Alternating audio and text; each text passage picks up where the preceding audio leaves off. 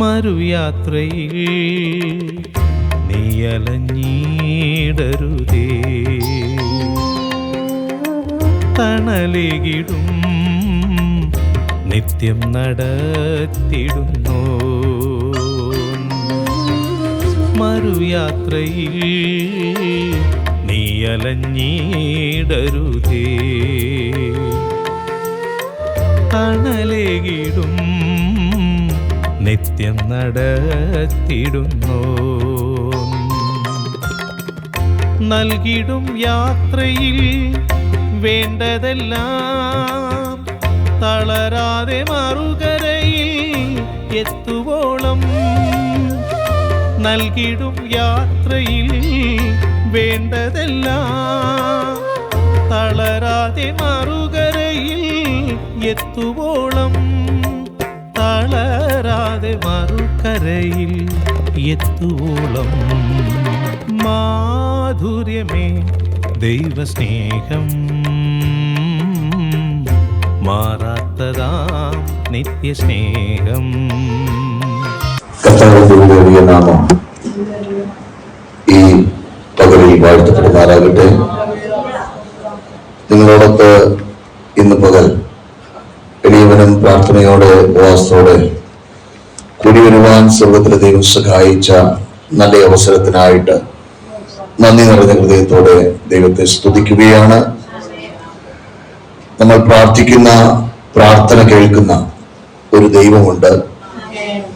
ആ ദൈവം മറുപടി നൽകുവാൻ പ്രാപ്തനാണ്.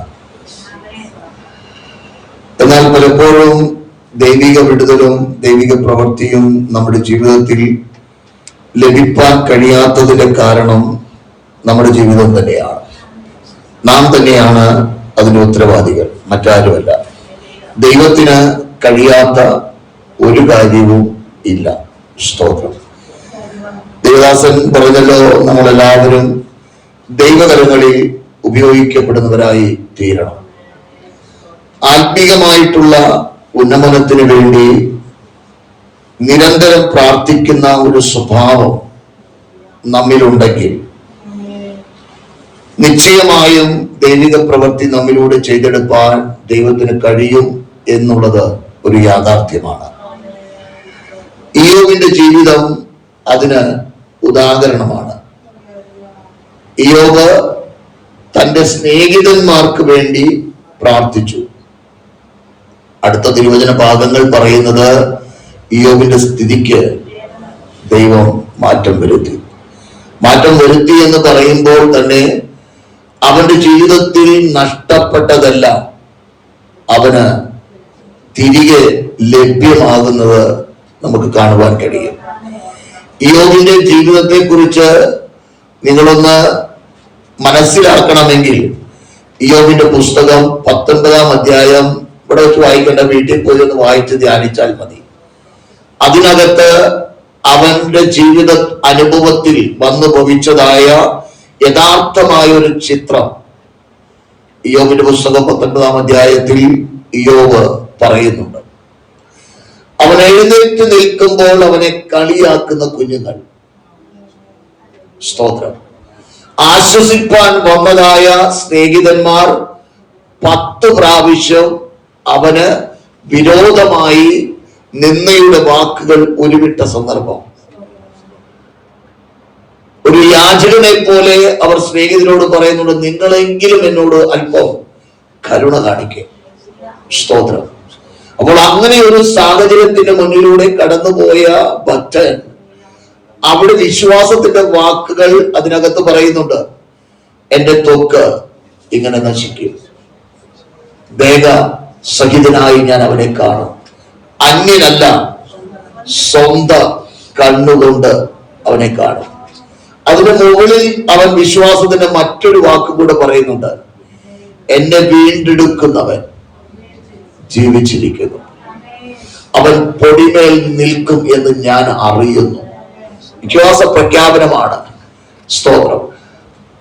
ആ സമയത്ത് ഇയ്യോബിന്റെ അടുക്കൽ ഒന്ന് ചെന്ന് ചോദിച്ചാൽ, ഇടവേ നിനക്ക് എഴുന്നേറ്റ് നിൽക്കാൻ പോലും കഴിയുന്നില്ല, നിന്റെ മരണം കാത്തുകൊണ്ട് നിൽക്കുന്ന ഒരു സമൂഹം ഇവിടെയുണ്ട്. ആ ആ സമയത്ത് പ്രതീക്ഷ കൈവിടാതെ നിനക്ക് പറയാൻ എങ്ങനെ കഴിയും? അതാണ് ദൈവത്തിലുള്ള ആശ്രയവും വിശ്വാസവും. സ്തോത്രം. അല്പസമയത്തെ ദൈവവചന ചിന്ത നിങ്ങളുമായി പങ്കുവയ്ക്കുവാൻ യോശുവയുടെ പുസ്തകത്തിലേക്ക് നമ്മുടെ ശ്രദ്ധയെ കൊണ്ടുവരാം. 2-ാം അധ്യായത്തിൽ യോശുവ ചില ഒറ്റുകാരെ യെരിഹോ ദേശത്തേക്ക്, പട്ടണത്തിലേക്ക് പറഞ്ഞു വിടുന്നത് കാണുവാൻ കഴിയും. അവിടെ ചെന്ന് ഒരു വ്യക്തിയുടെ വീട്ടിലേക്ക് അവർ കയറുന്നത് കാണുവാൻ കഴിയും. 2-ാം അധ്യായത്തിൽ അതിന്റെ ചിത്രങ്ങൾ നമുക്ക് കാണുവാൻ വ്യക്തമായിട്ട് കഴിയും. അതിന് 8-9 വാക്യങ്ങളൊന്ന് വായിച്ച്.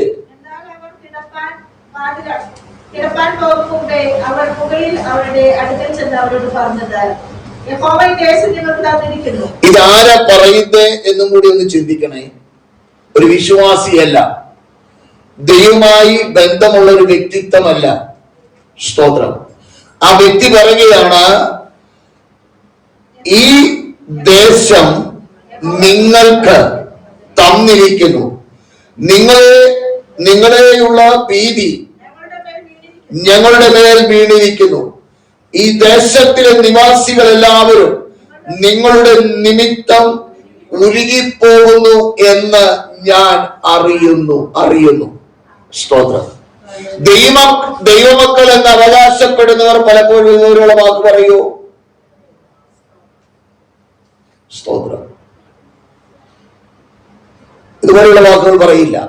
നമ്മൾ പലപ്പോഴും പ്രാർത്ഥിക്കുന്നെന്ന് പറയുമ്പോൾ തന്നെ എഴുന്നേറ്റ് പോകുമ്പോൾ എന്താ പറഞ്ഞിട്ട് പോകുന്നതെന്നൊന്ന് ചിന്തിച്ചാൽ മതി. ഇവിടെ ഇരിക്കുമ്പോൾ പലതും പറയും, ദൈവവചനം കേൾക്കുമ്പോൾ പല വാക്കുകൾ നമ്മൾ പറയും, പ്രാർത്ഥിക്കുമ്പോഴും നമ്മൾ പറയും. പക്ഷെ അത് കഴിഞ്ഞിട്ട് അല്പം മുൻപോട്ട് പോകുമ്പോൾ ആരെങ്കിലും കൂടെ ഉണ്ടെങ്കിൽ പറയുന്ന വാക്കുകൾ എന്താണ്? വിശ്വാസത്തിന്റെ വാക്കുകളാണോ അതോ അവിശ്വാസത്തിന്റെ നിരാശയുടെ വാക്കുകളാണോ എന്ന് സ്വയം പരിശോധിക്കണം. സ്തോത്രം. ദൈവിക പ്രവൃത്തി ഒരുവരിൽ വെളിപ്പെടണം എന്ന് ആഗ്രഹിക്കുന്നു എങ്കിൽ, സ്തോത്രം, അതിന് കൃത്യമായ ഉത്തരം സങ്കീർത്തനത്തിൽ പരിശുദ്ധയാത്മാവ് രേഖപ്പെടുത്തി വെച്ചിരിക്കുന്നത് കാണുവാൻ കഴിയും. ദൈവത്തിന്റെ വചനം മാറ്റമില്ലാത്തതാണ്. മാറ്റമില്ലാത്ത വചനത്തോട് ചേർന്ന് ഒരു വ്യക്തി നിലകൊള്ളുമ്പോഴാണ് ആ വചനത്തിന്റെ പ്രവൃത്തി നമ്മിൽ വെളിപ്പെടുന്നത് എന്ന് നാം മനസ്സിലാക്കണം. നമ്മൾ വെറുതെ ദൈവസന്നിധിയിൽ ഇരുന്ന് ജൽപ്പനം പറയുന്ന വ്യക്തിത്വങ്ങളായി മാറരുത്.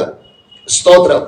നമ്മുടെ ദൈവം നമ്മിൽ നിന്ന് ആഗ്രഹിക്കുന്ന വളരെ കൃത്യമായ പദ്ധതി എന്ത് എന്ന് മനസ്സിലാക്കി അതിനനുസൃതമായി നമ്മുടെ ജീവിതത്തിൽ ദൈവത്തിന്റെ പ്രവൃത്തി വെളിപ്പെടണം എന്ന് ആഗ്രഹിച്ചാൽ അതിനനുസരിച്ച് നമ്മുടെ ജീവിതം ചിട്ടപ്പെടുത്തേണ്ടത് അനിവാര്യമാണ്.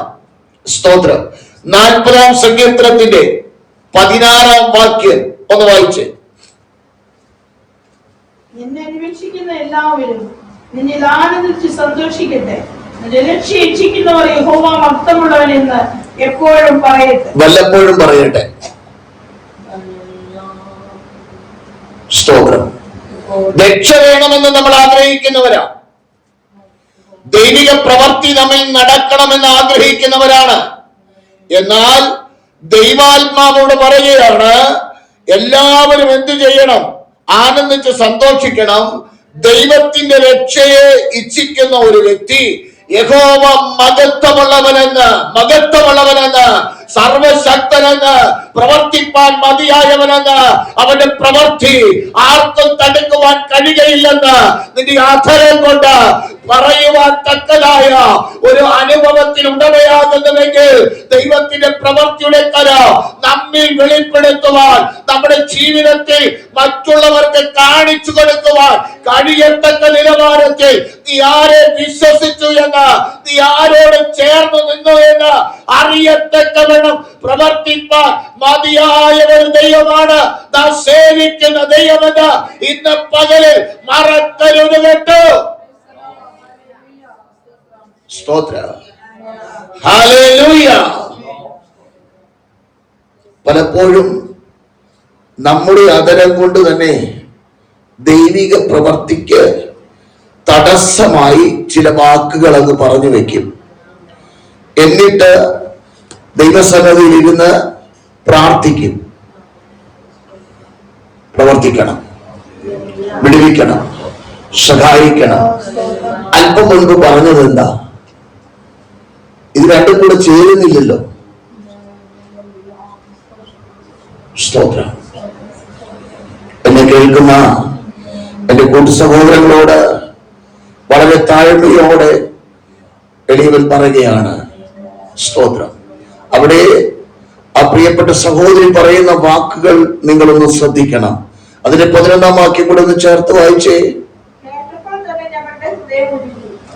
നിങ്ങളുടെ നിമിത്തം എല്ലാവർക്കും ധൈര്യം കെട്ടുപോയി. നിങ്ങളുടെ ദൈവമായ യഹോവ തന്നെ മീതെ സ്വർഗ്ഗത്തിലും താഴെ ഭൂമിയിലും ദൈവമാകുന്നു. അവൾ പറയുന്ന പ്രഖ്യാപനങ്ങൾ നമ്മളൊന്ന് ശ്രദ്ധിച്ചാൽ, കേട്ടപ്പോൾ തന്നെ എന്ത് കേട്ടത്? മിസ്രയീമിൽ നിന്ന് വിടുവിച്ച് ദൈവം ഇസ്രായേൽ ജനത്തിന്റെ കൂടെ ഇരുന്ന് പ്രവർത്തിച്ചതായ പ്രവർത്തികളെ കുറിച്ച് കേട്ടതായ എരിഹോ പട്ടണവാസികൾ, സ്തോത്രം, ആ ദൈവിക പ്രവർത്തികളെ കുറിച്ച് കേട്ട് കഴിഞ്ഞപ്പോൾ തന്നെ അവരുടെ ഹൃദയം, ഞങ്ങളുടെ ഹൃദയം ഉരുകി. ഇവളുടെ ഹൃദയം ഉരുകിയിട്ടുണ്ട്. ഇവളും പേടിച്ച് മുട്ടിടിച്ച് നിൽക്കുക. സ്തോത്രം. അവൾ താഴെ പറയുന്നത് നമുക്കത് അതിനെ കുറിച്ച് കാണുവാൻ കഴിയും. സ്തോത്രം. യഹോവയെ ചൊല്ലി സത്യം ചെയ്യുന്ന ആ പ്രിയ സഹോദരിയെ നമുക്ക് കാണുവാൻ കഴിയും. ഇന്ന് പകൽ നമ്മൾ നമ്മുടെ കരങ്ങളിൽ നൽകിയിരിക്കുന്ന ദൈവവചനത്തിൽ അടിയുറച്ച് വിശ്വസിക്കുന്ന ഒരു വ്യക്തിത്വമായി മാറണം. സ്തോത്രം. സാഹചര്യം ഒരുപക്ഷെ അനുകൂലമായി കൊള്ളണമെന്ന് നിർബന്ധമില്ല.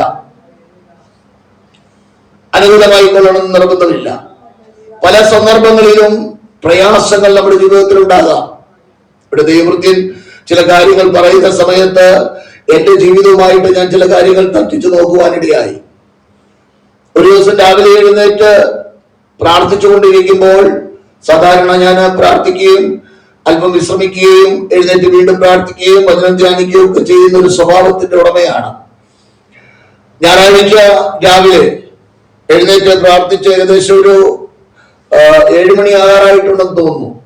ഞാൻ അല്പം ക്ഷീണം തോന്നി. ഞാൻ കിടന്നു കഴിഞ്ഞിട്ട് എഴുന്നേൽക്കാൻ നോക്കി. എനിക്ക് എഴുന്നേൽക്കാൻ പറ്റുന്നില്ല. ഞാൻ അവിടുന്ന് സഹോദരിയോട് ഫോൺ ചെയ്തിട്ട് പറഞ്ഞു, എനിക്ക് ആരാധനയ്ക്ക് വരാൻ കഴിയുമെന്ന് തോന്നുന്നില്ല, നിങ്ങൾ ആരാധന മുടക്കണ്ട, പോയിക്കോളാൻ പറഞ്ഞു. ആരോടും പറയണ്ടെന്നും പറഞ്ഞു. സ്തോത്രം. കേട്ടത് മതി കേൾക്കാത്തത് മതി എടുത്ത് ട്രാൻസ്ഫറിന് ഫോൺ ചെയ്തു. കുറച്ച് കഴിഞ്ഞപ്പോൾ അവിടെ ഒരാൾ വന്ന് നിൽക്കുന്നു. സ്തോത്രം. അവിടെ വന്ന് പ്രാർത്ഥിച്ച് കൃപയാൽ ട്രാൻസ്ഫർ കടന്നു പോകുവാനിടയായി. അവിടുന്ന് കുറച്ചു കഴിഞ്ഞപ്പോൾ ഞാൻ എഴുന്നേറ്റ് കുളിച്ചൊരുങ്ങി അന്ന് പകലിലും കൃപയാൽ ഈ ഹോളിനകത്ത് ആരാധനയ്ക്ക് കടന്നു വരുവാനിടയായി. എയർ ബാലൻസ് പോയതായിരുന്നു. ഞാൻ ഡോക്ടറെ അടുത്തേക്ക് ഓടിയില്ല.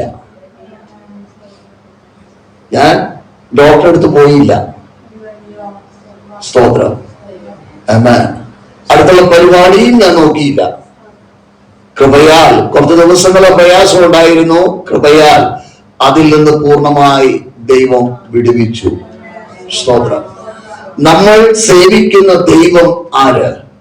ആ ദൈവം ആരാണെന്ന് ഒരു ബന്ധമില്ലാത്ത വ്യക്തി പറയുകയാണ്, നിങ്ങളുടെ ദൈവം, നിങ്ങളുടെ ദൈവമായ യഹോവ തന്നെ മീതെ സ്വർഗത്തിലും താഴെ ഭൂമിയിലും ദൈവം ആകുന്നു. ഇങ്ങനെ ഒരു കാഴ്ചപ്പാട് നമുക്കുണ്ടോ? നീ ജീവിക്കുന്ന ഭൂമിയിലും നിനക്ക് വേണ്ടി പ്രവർത്തിപ്പാൻ കഴിവുള്ള ഒരു ദൈവം. നിന്റെ മിടുക്കുകൊണ്ടല്ല, നിന്റെ ആരോഗ്യം കൊണ്ടല്ല, നിന്റെ സമ്പത്ത് കൊണ്ടല്ല, നിന്റെ സൗന്ദര്യം കൊണ്ടല്ല, നിന്റെ കുടുംബ മഹിമ കൊണ്ടല്ല, നിനക്ക് വേണ്ടി അസാധ്യമെന്ന് തോന്നുന്ന സമയത്ത് അസാധ്യമെന്ന് മറ്റുള്ളവർ പറയുമ്പോൾ, മറ്റുള്ളവർ വിധിയെടുത്ത് നടത്തി ഇനി രക്ഷയില്ല എന്ന് പറയുമ്പോൾ, അതിന്റെ മധ്യത്തിൽ നിനക്കൊരു വെളിപ്പാട് വേണോ? നിനക്കൊരു കാഴ്ചപ്പാട് വേണോ? നിനക്കൊരു വിശ്വാസം വേണോ? നിനക്കൊരു ധൈര്യം വേണോ? എനിക്ക് വേണ്ടി പ്രവർത്തിക്കുന്ന, എനിക്ക് വേണ്ടി കരുതുന്ന, എന്റെ കൂടെ ഇരുന്നു കൊണ്ട് എനിക്ക് വേണ്ടി പ്രവർത്തിപ്പാൻ കഴിവുള്ള ഒരു ദൈവത്തെ ഞാൻ വിളിച്ചപേക്ഷിക്കുന്നു എങ്കിൽ എന്റെ ജീവിതത്തിലുള്ള അവസ്ഥകൾക്ക് വ്യതിയാനം തരുവാൻ, എനിക്ക് വേണ്ടി പ്രവൃത്തി വെളിപ്പെടുത്തുവാൻ ആ ദൈവം മതിയായവൻ തന്നെ. ആ ബോധ്യം വ്യക്തിപരമായി നമ്മുടെ ജീവിതത്തിൽ അനിവാര്യമാണ്. അപ്രകാരം അനുഭവത്തിന് ഉടമയായി മുൻപോട്ട് യാത്ര ചെയ്യുമ്പോൾ പ്രതികൂലങ്ങൾ വരില്ലെന്നല്ല, പ്രതികൂലങ്ങൾ വരും. സ്തോത്രം. ആ പ്രതികൂലത്തിന് മുമ്പിൽ ധൈര്യത്തോടുകൂടി നിൽക്കുന്ന ഒരു വ്യക്തിയെ കാണുവാൻ കഴിയും. സ്തോത്രം. ദാനിയേലിന്റെ പുസ്തകം നമ്മൾ വായിക്കുകയും ധ്യാനിക്കുകയും ചെയ്താൽ, ദാനിയേലിനെതിരായിട്ട് രേഖ എഴുതിയിരിക്കുന്നു എന്ന് വ്യക്തമായി ദാനിയേൽ എന്ത് ചെയ്തു? അറിഞ്ഞു കഴിഞ്ഞപ്പോൾ എന്നാ ഇനി എന്ത് ചെയ്യണ്ട? കിളിവാതിലും തുറക്കണ്ട, പ്രാർത്ഥിക്കുകയും വേണ്ട. ഞാൻ ആ ഭാഗം ചിന്തിച്ചിട്ടുണ്ട്. പലപ്പോഴും ഇങ്ങനെ ചിന്തിക്കുമ്പോൾ, അവൻ പ്രാർത്ഥിക്കുന്നത് കണ്ടിട്ടാണോ അവൻ പ്രാർത്ഥിക്കുന്നു എന്ന് പറഞ്ഞത്? അല്ല. അവന്റെ മാളിക മുറിയിലുള്ള കിളിവാതിൽ യെരൂശലേമിന് നേരെ തുറക്കുന്നത് പ്രാർത്ഥനയ്ക്ക് വേണ്ടി മാത്രമാണ്. സ്തോത്രം. അവിടെ രേഖപ്പെടുത്തിയിരിക്കുന്നത് വ്യക്തമായി അവൻ അറിഞ്ഞപ്പോൾ, താൻ മുൻപേ ചെയ്തു വന്നതുപോലെ ആ രേഖ മാറിപ്പോകാൻ വേണ്ടിയല്ല ദാനിയേൽ പ്രാർത്ഥിച്ചത്. സ്തോത്രം. അവരോട് ഇടപെടാൻ വേണ്ടിയല്ല ദാനിയേൽ പ്രാർത്ഥിച്ചത്. ദാനിയേലിന് അത് വിഷയമല്ല. സ്തോത്രം. അവൻ എന്ത് വേണം? ദൈവസന്നിധിയിൽ മുട്ടുമടക്കണം. ദൈവമുണ്ടാകെ തന്റെ ഹല്ലേലൂയ ജീവിതത്തിൽ താൻ പ്രാർത്ഥിച്ചു പോന്നതായ വിഷയങ്ങൾ പറഞ്ഞ് സ്തോത്രം ചെയ്ത് പ്രാർത്ഥിക്കണം. അത് തുടങ്ങിക്കഴിഞ്ഞപ്പോൾ എതിരാളികളോടുവാൻ തുടങ്ങി. അവനെതിരെ ആ സിംഹത്തിന്റെ കുഴി ഹല്ലേലൂയ ഒരുക്കപ്പെടുന്നത് കാണുവാൻ കഴിയും. സ്തോത്രം. എന്നാൽ പ്രാർത്ഥിച്ചത് കൊണ്ട് സിംഹക്കുഴി മാറിയോ? സ്തോത്രം. നമ്മളായിരുന്നെങ്കിൽ പറഞ്ഞേനെ, ഇത്രയും ഞാൻ പ്രാർത്ഥിച്ചിട്ടും എനിക്കൊന്നും കിട്ടിയില്ല, വിടുതൽ കിട്ടിയില്ല, എന്നിട്ടും എന്നെ കുഴിക്കകത്ത് കൊണ്ടുപോയി. സ്തോത്രം. എന്നാൽ ദാനിയേൽ അതൊന്നും പറയുന്നില്ല. അവനറിയാം അവൻ ആരോട് പ്രാർത്ഥിച്ചു, അവനറിയാം അവൻ എങ്ങനെ ജീവിക്കുന്നു. സ്തോത്രം. അവനറിയാം ആ ദൈവത്തിന്റെ പ്രവൃത്തി മാനുഷിക ചിന്തകൾക്ക് അപ്പുറമാണ്. സിംഹത്തിന്റെ വാടഞ്ഞത് നമുക്ക് കാണുവാൻ കഴിയും. അല്ലെങ്കിൽ ദൈവപ്രവൃത്തി വെളിപ്പെട്ടത് നമ്മൾ കാണുവാൻ കഴിയുന്നുണ്ട്. എന്നാൽ ധൈര്യത്തോടുകൂടെ ദൈവസന്നിധിയിൽ മുട്ടുമടക്കുവാൻ അവൻ തയ്യാറായപ്പോൾ പ്രതികൂലത്തിന്റെ മുൻപിൽ അവൻ മുട്ടുമടക്കിയത്. സാഹചര്യം അനുകൂലമല്ലായിരുന്നു, പ്രതികൂലമായിരുന്നു. അവനെതിരെ രേഖ എഴുതിയിരിക്കുന്നത് വ്യക്തമായൊരു ബോധ്യം അവനുണ്ടായിരുന്നു. അതിന്റെ മധ്യത്തിൽ അല്പം പോലും ചഞ്ചലപ്പെടാതെ, അല്പം പോലും ഭയപ്പെടാതെ ദൈവസന്നിധിയിൽ മുട്ടുമടക്കിയപ്പോൾ കുഴിക്കകത്തവൻ വീണുവോ? വീണത്. എന്നാൽ അതിന്റെ മധ്യത്തിൽ ഹല്ലേലൂയ ഇറങ്ങി വന്ന ഒരു ദൈവ സാന്നിധ്യം. ദൈവ പൈതലേ, നീ വിശ്വസ്തയോടെ ദൈവത്തോട് ചേർന്ന് യാത്ര ചെയ്യാൻ പ്രതികൂലമുണ്ടോ? ഉണ്ടെന്ന്. അതിന്റെ മധ്യത്തിൽ ശത്രുവിന്റെ മുൻപിൽ മേശയൊരുക്കുന്ന ഒരു ദൈവ സാന്നിധ്യം വെളിപ്പെടുത്തുവാൻ നാം സേവിക്കുന്ന ദൈവം മതിയായവൻ തന്നെ. Praise the Lord. Hallelujah. ഇന്ന് പകലിൽ നമ്മുടെ വിശ്വാസത്തിന് വർധനവുണ്ടാകണം. വചനം പറയുന്നത് വിശ്വാസം കൂടാതെ ദൈവത്തെ പ്രസാദിപ്പിക്കാൻ കഴിയുന്നതല്ല. എബ്രായ ലേഖനത്തിലെ തിരുവചന ഭാഗമാണ് 11-ാം അധ്യായത്തിന്റെ 6-ാം വാക്യം. ദൈവത്തിന്റെ അടുക്കൽ വരുന്നവർ എന്തുണ്ടാകണം? ദൈവമുണ്ടെന്നും തന്നെ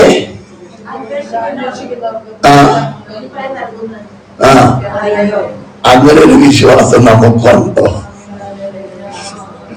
വചനം നമ്മൾ വായിക്കും, നമ്മളിത് കാണാപ്പാടം പറയുകയും ചെയ്യും.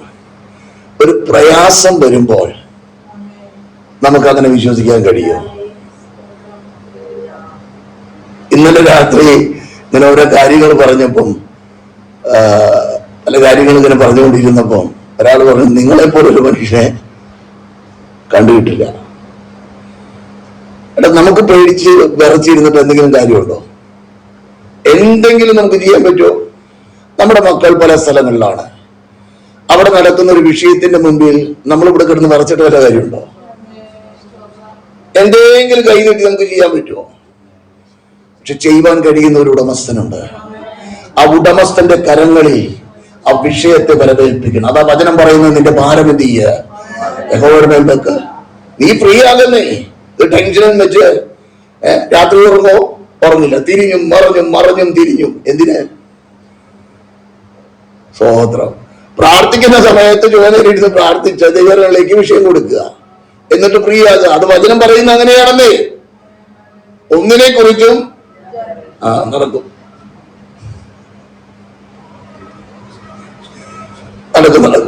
ഇമ്മണി നടക്കും. അത് വചനം പറയുന്നത് അനുസരിക്കും നമ്മൾ. എന്തുകൊണ്ട് കഴിയുന്നില്ല?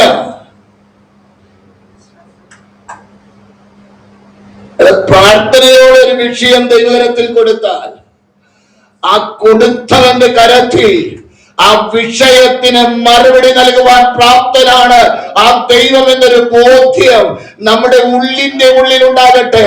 അതരജൽപ്പനമല്ല പ്രാർത്ഥന, മറിച്ച് ദൈവത്തിലുള്ള വിശ്വാസത്തോടുകൂടെ ഒരു ദൈവമകൾ പ്രാർത്ഥിച്ച് ദൈവങ്ങളിലേക്ക് വിഷയം കൈമാറുമ്പോൾ ആ വിശ്വാസത്തോടുകൂടെ നീ ആ വിഷയത്തെ ദൈവകരത്തിൽ കൊടുത്തുവെങ്കിൽ അതിന്റെ പുറകിൽ ആ നിമിഷം മുതൽ പ്രവർത്തിക്കുന്ന ഒരു ദൈവത്തിന്റെ പ്രവൃത്തിയുടെ കരമുണ്ടെന്ന് ഇന്ന് പകൽ മറക്കരുത്.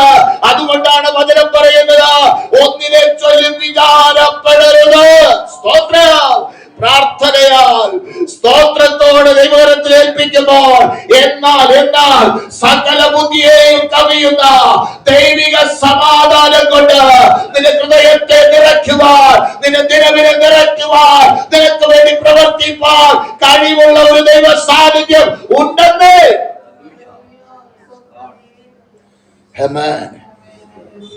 ഇസ്രായേൽ ജനം ഒറ്റുകാര് പറഞ്ഞുവിട്ട് ഇവിടെ അടുക്കൽ വന്ന് കടന്നു പോകുമ്പോൾ അവളോട് പറയുന്ന ചില യാഥാർത്ഥ്യങ്ങൾ ഇതിനകത്ത് കാണുവാൻ കഴിയും. സ്തോത്രം. അതിന് 21 വാക്യം ഒന്ന് വായിച്ചേ. നിങ്ങൾ പറഞ്ഞതുപോലെ ആകട്ടെ എന്ന് പറഞ്ഞ് അവരെ അയച്ചു. അങ്ങനെ അവർ പോയി അവൾ ആ ചുവപ്പ് ചരട് കിളിവാതിക്കൽ കെട്ടി. പേടി ഉണ്ടായിരുന്ന ഒരു സഹോദരിയാണ് വാസ്തവത്തിൽ ഈ പ്രിയപ്പെട്ടവൾ. പക്ഷേ വ്യക്തമായ ഒരു അടയാളം തരണം എന്ന് അവരോട് പറഞ്ഞപ്പോൾ അവരെ ഇറക്കി വിട്ട കിളിവാതിൽക്കൽ കെട്ടുവാൻ ഒരു ചുവപ്പ് ചരട് നീരു അവളുടെ കൈവശം കൊടുത്തു. അവർ ഇറങ്ങിപ്പോയ അനന്തരം അവൾ ആ ചരട് നീരു സ്തോത്രം എന്ന് പറഞ്ഞാൽ ചുവപ്പ് ചരട് എന്ന് പറയുമ്പോൾ ഞാൻ മനസ്സിലാക്കുന്നത് രക്തം അടയാളമുള്ള ഒരു ഹല്ലേലൂയ ഭവനത്തിനകത്തേക്ക് സംഹാരകൻ കടക്കാതിരിക്കുന്നത് പോലെ ഈ ചുവപ്പ് ചരട് കെട്ടിയതായ ആ കിളിവാതിൽ അടയാളമായി നിലകൊള്ളുമ്പോൾ മറ്റുള്ള എല്ലാ ഭവനങ്ങളും തകർന്നു പോയി. ഹല്ലേലൂയ. ഈ ഭവനം മാത്രം തകരാതെ വണ്ടോ ആ മതിൽമേൽ നിലകൊള്ളുകയാ. ഇന്ന് പകലിൽ എന്നെ കേൾക്കുന്ന ദൈവമൈതലേ, രക്തം അടയാളമുള്ള ഒരു വ്യക്തിയാണ് ഞാനും നീയുമെങ്കിൽ സംഹാരകൻ ഒരു പക്ഷേ അലറുന്ന സിംഹം എന്ന പോലെ ആരെ വീഴുകേണ്ടു എന്ന് ചിന്തിച്ചുകൊണ്ട് നിനക്കെതിരെ അടുത്തു വന്നാലോ നിന്നെ തകർത്ത് കളയുവാൻ, നിന്നെ അടുക്കുവാൻ കഴിയാത്ത നിലയിൽ ഒരു രക്തം കൊണ്ട് മുദ്രയിടപ്പെട്ട ഒരു വ്യക്തിത്വമാണ്, ഒരു ദൈവം പകലിൽ ഹൃദയത്തിനകത്തളത്തിൽ ബോധ്യം ഉണ്ടാകട്ടെ. സ്തോത്രം. ഹല്ലേലൂയ. എരിഹോവിലുള്ളവർ എല്ലാവരും ഭയപ്പെട്ടിരിക്കുക. ഇവൾക്ക് ഭയമുണ്ടോ? സ്തോത്രം. ഇവൾക്ക് ഭയമില്ലെന്നാണ് ഞാൻ വിശ്വസിക്കുന്നത്. കാരണം ജീവനുള്ള ദൈവം ഈ ഇസ്രായേൽ ജനത്തിന്റെ മധ്യേ ഉണ്ടെന്ന ഒരു ബോധ്യം ആർക്കുണ്ടായിരുന്നു? ഈ വാത്സല്യ സഹോദരിക്കുണ്ടായിരുന്നു. അവൾ പറയുന്ന വാക്ക് തന്നെയാണ് അതിന്റെ ഉത്തമമായ അടയാളം. നിങ്ങളുടെ ദൈവമായ യഹോവ മീതെ സ്വർഗത്തിലും താഴെ ഭൂമിയിലും ദൈവമാകുന്നു. അതിന്റെ അർത്ഥം രക്തമടയാളം വെച്ച ആ ഭവനം തകരില്ലെന്നുള്ളൊരു ബോധ്യത്തോടെ ഹല്ലേലൂയ പട്ടണം നോക്കുവാൻ കടന്നു വന്നവർ പറയുന്ന വാക്കുണ്ട്, ഭവനത്തിനകത്തു നിന്ന് പുറത്തിറങ്ങരുത്. ഭവനത്തിനകത്തു നിന്ന് പുറത്തിറങ്ങിയാൽ അവർക്ക് എന്തെങ്കിലും സംഭവിച്ചാൽ അതിന് ഞങ്ങൾ ഉത്തരവാദികളല്ല. സ്തോത്രം. ദൈവിക സംരക്ഷണം ഉണ്ടാകണമെങ്കിൽ ദൈവം വെച്ചിരിക്കുന്ന അതിരിനകത്ത് നമ്മൾ ഉൾപ്പെട്ടവരാകണം. ദൈവിക വ്യവസ്ഥയ്ക്കനുസരിച്ച് കീഴ്പ്പെടുവാൻ ആകണം നമ്മൾ.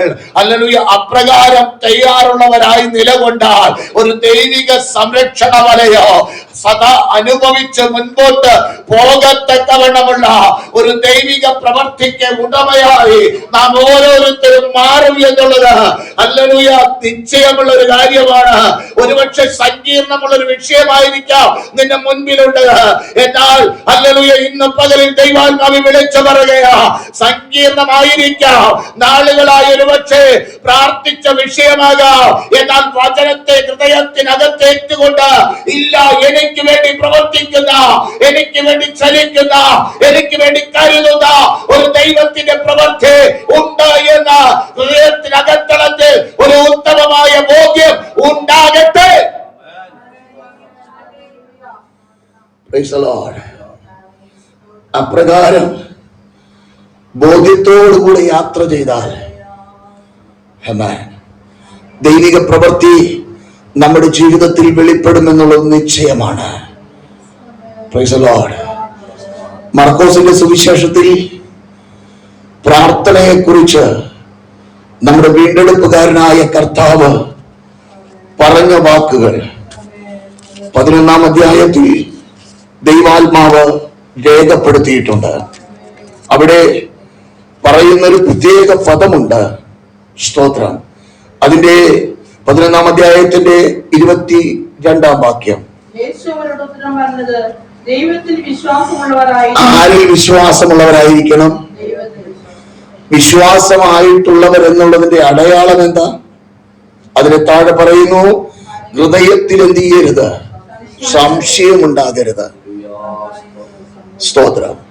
അപ്രകാരം സംശയമില്ലാതെ ദൈവത്തിൽ വിശ്വാസമുള്ളവരായിരുന്നാൽ എന്തുണ്ടാകും? 24-ാം വാക്യം. അങ്ങനെ ഒരു വിശ്വാസം നമുക്കുണ്ടോ? ദൈവഹിതപ്രകാരം ദൈവതലത്തിൽ കൊടുക്കുന്ന ഒരു വിഷയം കയ്യേൽക്കുവാൻ ദൈവം മതിയായവനാണ്. സ്തോത്രം. അതിന് പ്രത്യേകിച്ച് നമ്മൾ തലപുകഞ്ഞ് വലഞ്ഞ് അലയേണ്ട കാര്യമില്ല. തക്ക സമയത്ത് വഴികളെ തുറന്നു തരുവാൻ മതിയായ ഒരു ദൈവമാണ് നാം സേവിക്കുന്ന ദൈവം. സ്തോത്രം. വ്യവസ്ഥ പ്രകാരം അടുത്തു ചെല്ലുവാൻ നമ്മൾ തയ്യാറായാൽ ഹല്ലേലൂയ ചുവപ്പ് ചെരട് കിളിവാതിൽക്കൽ കെട്ടിയതായ ആ പ്രിയ സഹോദരിക്ക് പിന്നെ എന്തില്ല? ഭയമില്ല. എന്തുകൊണ്ടില്ല? അവൾ ദൈവത്തെ പൂർണ്ണമായി വിശ്വസിച്ചു. ഹല്ലേലൂയ. ദൈവത്തിൽ പൂർണ്ണമായി ആശ്രയിച്ചു. എരിഹോ പട്ടണം തകരുമെന്നും ആ നിവാസികളെ ഇല്ലാതെയാക്കും എന്ന് തിരിച്ചറിഞ്ഞതായ ഹല്ലേലൂയ സഹോദരി ഹല്ലേലൂയ അവരോട് കൃത്യതയോടുകൂടെ പറയുകയാണ്, ഈ ദേശം നിങ്ങളുടെ കരങ്ങളിൽ ദൈവം നൽകിയിരിക്കുകയാ. ഈ ദേശ നിവാസികൾ നിങ്ങളുടെ നിമിത്തം ഒരുങ്ങിയിരിക്കുകയാ. അത് ഞാൻ അറിയുന്നുണ്ട്. ഹല്ലേലൂയ. അതുകൊണ്ട് എന്നെയും എന്റെ കുടുംബത്തെയോ ഈ നാശത്തിൽ നിന്ന് അവരുടെ ഇടയിൽ പട്ടുപോകാതെ വേണോ ഒരു രക്ഷ എനിക്ക് നൽകണം എന്ന് അവൾ ഹല്ലേലൂയ ഇസ്രായേൽ മക്കളോട് അപേക്ഷിക്കുന്നത് കാണുവാൻ കഴിയോ? അപ്പോൾ ഹല്ലേലൂയ അവൾ അത് പറഞ്ഞതിന് അനുസൃതമായി അവർ കൊടുത്തതായ ചുവപ്പ് ചരട് കിളിവാതിൽക്കൽ കെട്ടിയിട്ട് അവൾ സമാധാനത്തോടുകൂടെ അവിടെ ആയിരിക്കുവാൻ കാരണം ഇത് ഈ വചനമാണ് അതിന്റെ. അതുകൊണ്ട് നിങ്ങൾ പ്രാർത്ഥിക്കുമ്പോൾ യാചിക്കുന്നതൊക്കെയും ലഭിച്ചു എന്ന് വിശ്വസിപ്പിൻ. അടുത്ത വചനം പറയുന്നു, എന്നാൽ അത് നിങ്ങൾക്ക് ഉണ്ടാകും എന്ന് ഞാൻ നിങ്ങളോട് പറയുന്നു. ഇന്ന് പകലിൽ എത്ര പേർക്ക് ഹൃദയത്തിനകത്തളത്തിൽ സംശയമില്ലാത്തതായ ഒരു വിശ്വാസത്തിന് ഉടമയായ എത്ര പേർ നിലകൊള്ളുന്നുണ്ട്? നീ പ്രാർത്ഥിക്കുന്ന വിഷയത്തിന് പ്രവർത്തിക്കാൻ കഴിവുള്ള ഒരു ദൈവതരത്തിലാണ് ഈ വിഷയം കൊടുത്തതെന്ന് എത്ര പേർക്ക് ബോധ്യമുണ്ട്? ഇന്ന് പകലിൽ ദൈവാത്മാവ് വിളിച്ചു പറയാ, അസാധ്യങ്ങളെ സാധ്യമാക്കുവാൻ, ഇല്ലാത്ത ഒന്നിനെ ഉള്ളതിനെ പോലെ വിളിച്ചു വരുത്തുവാൻ കഴിവുള്ള ഒരു ദൈവത്തിന്റെ മക്കളാണ് നമ്മളെങ്കിൽ അല്ലെങ്കിൽ അപ്പനോട് ചേർന്ന് നിന്നുകൊണ്ട് ധൈര്യത്തോടെ പറയുവാൻ ഇടയാകട്ടെ. എനിക്ക് വേണ്ടി പ്രവർത്തിക്കുന്ന ഒരു ഉടമസ്ഥനുണ്ട്, എനിക്ക് വേണ്ടി കരുതുന്ന ഒരു ഉടയവനുണ്ട്, എനിക്ക് വേണ്ടി വഴി തുറക്കുന്ന ഒരു നാഥനുണ്ട് എന്ന ധൈര്യത്തോടുകൂടെ പറയുമ്പോ മറു സൈഡിൽ പ്രവൃത്തിയുമായി വെളിപ്പെട്ടു വരുന്ന ഒരു ദൈവ സാന്നിധ്യം ഉണ്ട് എന്ന് ഇന്ന് പകലിൽ വിളിച്ചു പറയുക. അത് വ്യക്തമായ ബോധ്യമുണ്ടായിരുന്ന ആ പ്രിയ സഹോദരി സമാധാനത്തോടെ അവൾ അവിടെ ആയിരിക്കുകയാണ്. അതിലെ മുൻപോട്ടുള്ള അവസ്ഥകളും സാഹചര്യങ്ങളെല്ലാം നിങ്ങൾക്ക് വ്യക്തമായി അറിയുന്ന വിഷയമാണ്. ഇന്ന് പകൽ രണ്ട് വാക്കുകൾ ഇവിടെ നിർത്തുകയാണ്. എത്ര പേർക്ക് ഒരു പൂർണ്ണമായ വിശ്വാസത്തിനുടമയായി പ്രാണപ്രിയനോട് ചേർന്ന് നിൽക്കുവാൻ കഴിയുന്നുണ്ട്? ദൈവമായി ബന്ധമില്ലാത്ത പ്രിയ സഹോദരി പറഞ്ഞ വാക്കുകൾ ഇന്ന് പകൽ നമ്മളൊന്ന് ശ്രദ്ധിക്കണം. ബന്ധമുണ്ട്, വർഷങ്ങളിൽ പഴക്കമുണ്ടെന്ന് പറയുന്ന നമ്മൾ എവിടെയാണ് നിൽക്കുന്നത്? പലപ്പോഴും നമ്മൾ ചഞ്ചലപ്പെട്ടു പോകുന്നവരല്ലേ? പലപ്പോഴും നമ്മൾ നിരാശയുടെ വാക്കുകൾ പറയുന്നവരല്ലേ? പലപ്പോഴും പലതും പറഞ്ഞിരിക്കുന്നവരല്ലേ? എന്നാൽ ഹല്ലേലൂയ, ദൈവിക പ്രവൃത്തിയെ കണ്ട വ്യക്തിയല്ല, കേട്ട വ്യക്തി പറയുകയാണ്, നിങ്ങളുടെ ദൈവം സ്വർഗത്തിലും ഭൂമിയിലും അവൻ മാത്രമാണ് ദൈവം. അവൻ പ്രവർത്തിപ്പാൻ ശക്തനാണ്. ഹല്ലേലൂയ. പലപ്പോഴും പല ദൈവിക പ്രവർത്തികൾ അനുഭവിച്ചവരാണ് നമ്മൾ. പല ദൈവിക വിടുതൽ നമ്മുടെ ജീവിതത്തിൽ കുടുംബത്തിൽ വെളിപ്പെട്ടത് കണ്ടവരാണ് നമ്മൾ. എന്നിട്ടും വേണ്ടതുപോലെ ദൈവത്തെ വിശ്വസിക്കുവാനോ, വേണ്ടതുപോലെ ദൈവത്തിൽ ആശ്രയിക്കുവാനോ, വേണ്ടതുപോലെ ദൈവമുഖത്തേക്ക് നോക്കുവാനോ കഴിയാത്തത് എത്രയോ. സ്തോത്രം. ബാക്കി നിങ്ങൾ ഫിൽ ചെയ്താൽ മതി. ഇന്ന് പകലിൽ വിശ്വാസം ഒന്ന് വർദ്ധിക്കട്ടെ. ദൈവിക പ്രവർത്തിക്ക് വേണ്ടി നമ്മെ തന്നെ ഏൽപ്പിച്ചു കൊടുക്കാം. ദൈവമഹത്വം കാണുവാൻ, ദൈവപ്രവർത്തിയുടെ അളവറ്റ വലിപ്പം വെളിപ്പെടുവാൻ, ദൈവത്തിൽ വിശ്വാസമുള്ളവരായി മാറുവാൻ, സ്തോത്രം, ദൈവത്തിൽ മാത്രം ആശ്രയിക്കുന്നവരായി മാറുവാൻ സ്വർഗത്തിലെ ദൈവം നമ്മെ ഓരോരുത്തരെയും സഹായിക്കട്ടെ എന്നുള്ള പ്രാർത്ഥനയോടെ എളിയന്റെ വാക്കുകൾക്ക് വിരാമം ഇടുന്നു. ഈ വചനങ്ങളാൽ ദൈവം നമ്മെ ഓരോരുത്തരെയും അനുഗ്രഹിക്കട്ടെ.